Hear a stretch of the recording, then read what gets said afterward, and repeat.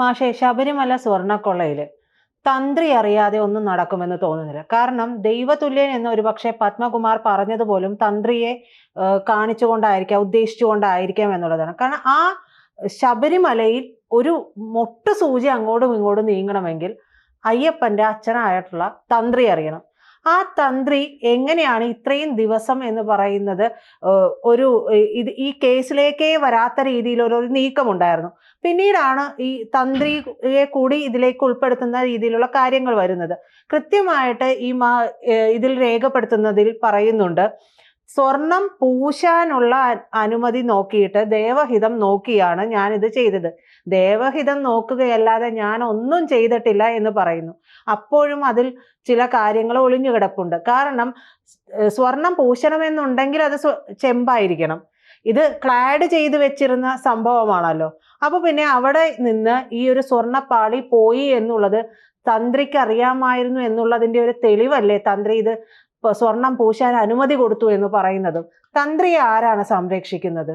അല്ല, തന്ത്രി ഈ കാര്യത്തിൽ നിർണായകമായ സ്ഥാനത്തിരിക്കുന്ന ഒരു അധികാരിയാണ്. കാരണം ശബരിമലയെ സംബന്ധിച്ചിടത്തോളം ശബരിമലയുടെ സർവാധികാരി തന്ത്രിയാണ്. തന്ത്രി അറിയാതെ ഒരു കാര്യങ്ങളും ചെയ്യുകയില്ല.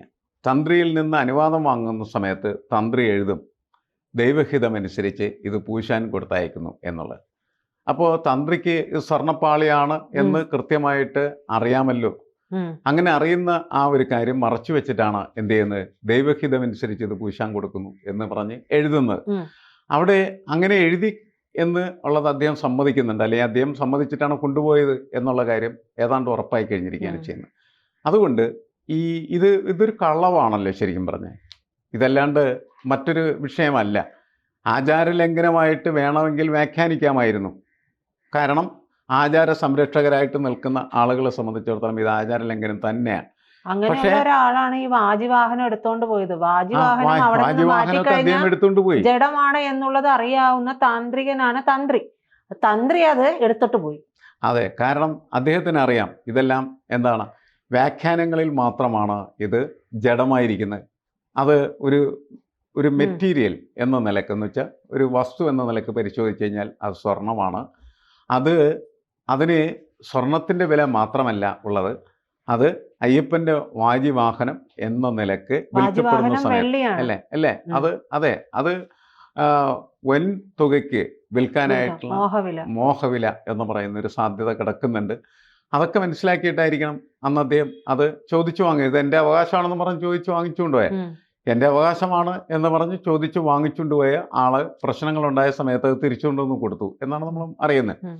അപ്പോൾ അവകാശം എങ്ങനെയാണ് തിരിച്ചു നൽകുന്നത്? അവകാശം അങ്ങനെ തിരിച്ചു നൽകാൻ പറ്റില്ല. അപ്പം അത് അവകാശമല്ല, അത് അനാവശ്യമായിട്ട് അവിടുന്ന് അദ്ദേഹത്തിൻ്റെ ആർത്തി കൊണ്ട് എടുത്തുകൊണ്ടുപോയാണെന്ന് തെളിയിക്കപ്പെടുന്നതാണ് ചെയ്യുന്നത്. ഇവിടെയൊക്കെയുള്ള ഒരു വലിയ പ്രശ്നം എന്ന് വെച്ചാൽ, ഈ ആധുനിക സമൂഹം ഇതിനെല്ലാം വിലയിരുത്തുന്ന സമയത്ത് വിശ്വാസവും വിശ്വാസ സംബന്ധമായിട്ടുള്ള കാര്യങ്ങളും ആചാര പ്രമാണങ്ങൾ ആദ്യമായ കാര്യങ്ങളുടെയൊക്കെ ഒരു തലം വേറെയാണ്. ഈ തലത്തിലൊക്കെ ജീവിക്കുന്ന ആരാണ്? സാധാരണക്കാരായിട്ടുള്ള മനുഷ്യരാണ്. നമുക്കറിയാം, ശബരിമലയിൽ തന്ത്രി എന്ന് പറയുന്ന മനുഷ്യനും നമ്മളെപ്പോലുള്ളൊരു മനുഷ്യനാണ്. നമുക്കുള്ള പോലെയുള്ള ആഗ്രഹങ്ങൾ അദ്ദേഹത്തിനുമുണ്ട്. നമുക്ക് സ്വർണം കിട്ടിയാൽ അതെടുക്കാൻ തോന്നും. ശബരിമലയിൽ തന്ത്രിക്കും സ്വർണം കിട്ടിയാൽ എടുക്കാൻ തോന്നുന്നു. അത് നമ്മുടെ ഈ പുതിയ കാലത്ത് ജീവിക്കുന്ന മനുഷ്യർക്കൊക്കെ ഉള്ള ആഗ്രഹമാണ്. ഇന്ന് നമ്മൾ കൂടുതൽ ഈ മൂലധനത്തിനോട് വല്ലാത്ത തരത്തിൽ ആർത്തിയുള്ളവരും അതിൻ്റെ അടിമകളായി മാറുകയാണ് ചെയ്യുന്നത്. അതിൻ്റെ ഒരു പരിണിതിയാണ് നമ്മുടെ അഴിമതി എന്ന് പറയുന്നത്. നമുക്ക് അഴിമതി ഇല്ലാത്ത ഒരൊറ്റ രാഷ്ട്രീയ നേതാവിനെ കണ്ടെത്താനായിട്ട് കഴിയുന്നില്ല. അഴിമതി ഇല്ലാത്ത ഉദ്യോഗസ്ഥന്മാർ വളരെ വളരെ വിരളമാണ്. ബഹുഭൂരിപക്ഷം ആളുകൾ മുരാരി ബാബുമാരാണ്.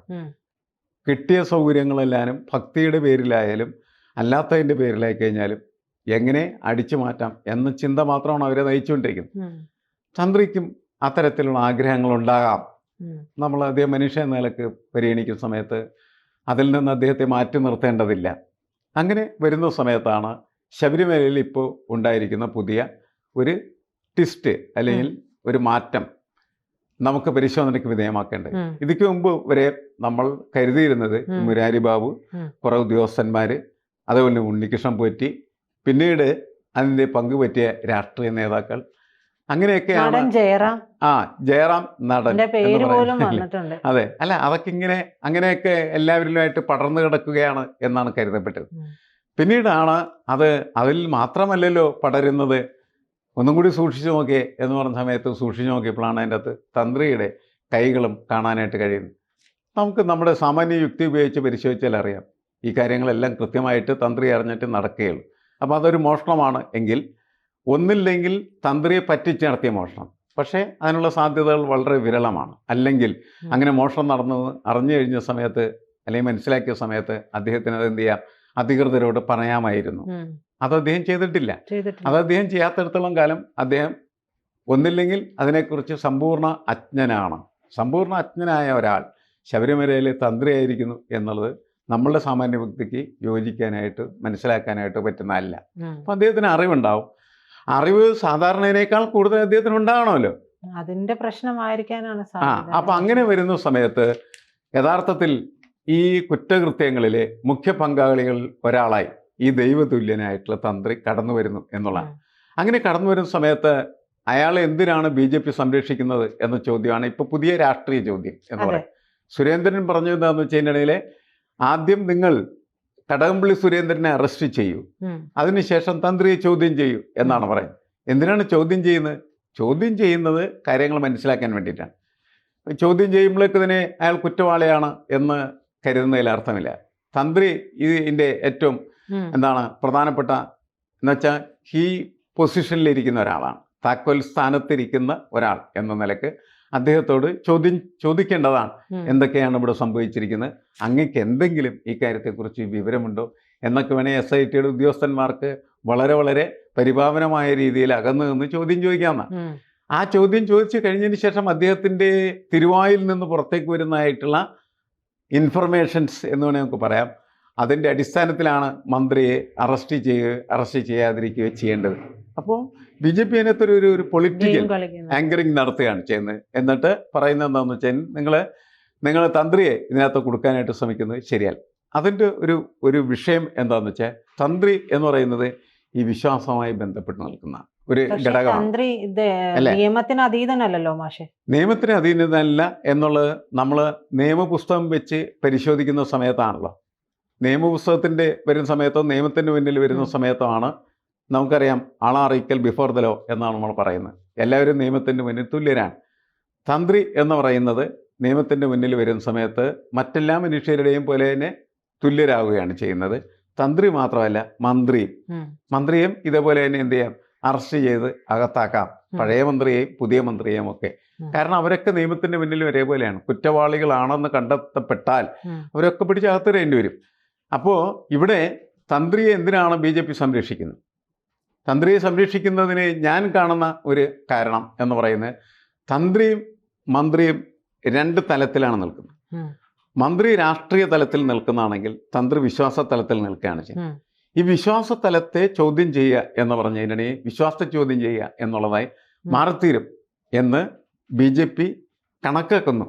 അങ്ങനെ ഇത് വിശ്വാസത്തിൻ്റെ തന്നെ തലക്കടിക്കുന്ന ഒരു പ്രക്രിയയായിട്ട് ഈ ശബരിമല മോഷണം മാറിത്തീരുമോ എന്നുള്ള ഭയപ്പാടിൻ്റെ അടിസ്ഥാനത്തിലാണ് തന്ത്രിയെ സംരക്ഷിക്കാനായിട്ടുള്ള തത്രപ്പാട് BJPയുടെ ഭാഗത്തുനിന്നുണ്ടാകുന്നത് എന്ന് കരുതപ്പെടുന്നു. ഒപ്പം എന്തുകൊണ്ട് ഈ വിഷയത്തിൽ രൂക്ഷമായിട്ടുള്ള രീതിയിൽ കേന്ദ്രത്തെ ഇടപെടുകയും കേന്ദ്ര ശക്തികൾ എന്ന് പറഞ്ഞാൽ കേന്ദ്രത്തിൻ്റെ കയ്യിലിരിക്കുന്ന ഒരുപാട് മെഷീനറികളുണ്ട്. അതിലൊന്ന് എന്ന് പറഞ്ഞു കഴിഞ്ഞിട്ടുണ്ടെങ്കിൽ നമ്മുടെ ED തന്നെയാണ്, എൻഫോഴ്സ്മെൻറ്റ് ഡയറക്ടറേറ്റ്. ഇത് വലിയ പണക്കൊള്ളയാണ് ശരിക്കും പറഞ്ഞു കഴിഞ്ഞിട്ടുണ്ടെങ്കിൽ, അവർക്ക് വേണമെങ്കിൽ ഇടപെടാവുന്ന ഒരു കാര്യമാണ്. രണ്ടാമത്തത് എന്താണ്, CBI പോലെയുള്ളതായിട്ടുള്ള സംവിധാനങ്ങൾ, കേന്ദ്രത്തിൻ്റെ അന്വേഷണ ഏജൻസികൾ അല്ലേ, ഇതിപ്പോൾ വിദേശത്തേക്ക് കൊണ്ടുപോയി എന്ന് ഒക്കെ പറയുന്ന സമയത്ത് വേണമെങ്കിൽ അതിൻ്റെ കൂടെ NIAക്കും കയറി ഇടപെടാവുന്നതാണ് അല്ലേ. അങ്ങനെ പല സാധ്യതകൾ ഇതിൻ്റെ അകത്ത് ഉണ്ട്. ആ സാധ്യതകളിലേക്ക് എന്തുകൊണ്ട് BJP കടക്കുന്നില്ല എന്നുള്ള ചോദ്യം ഇതിനിടയ്ക്ക് ഉയർന്നു വരുന്നുണ്ട്.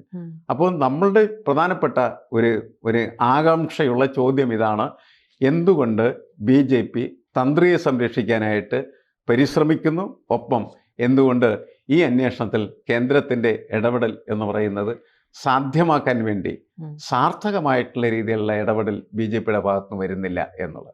കൂടുതൽ വാർത്തകളും വിശേഷങ്ങളും നിങ്ങളിലേക്ക് എത്താൻ ABC മലയാളം സബ്സ്ക്രൈബ് ചെയ്യുക, ബെൽ ബട്ടണും അമർത്തുക.